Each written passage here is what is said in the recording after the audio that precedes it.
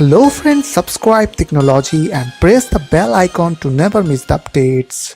Hey guys, welcome back to our channel Tricknology.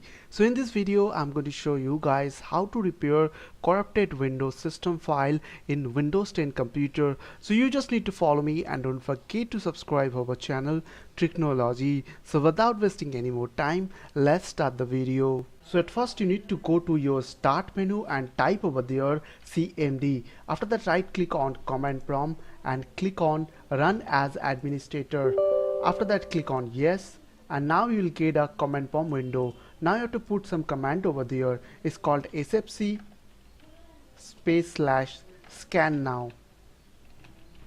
After that, press enter from your keyboard. Now it will take some time for scanning, so you have to wait for few minutes. So after that, you have to restart your computer and your all the corrupted file will fix. So I hope this video will really help for you, and please don't forget to click on the subscribe button, like button and share button. And if you have any queries or questions, then comments down below. I will see you guys in the next video. Take care.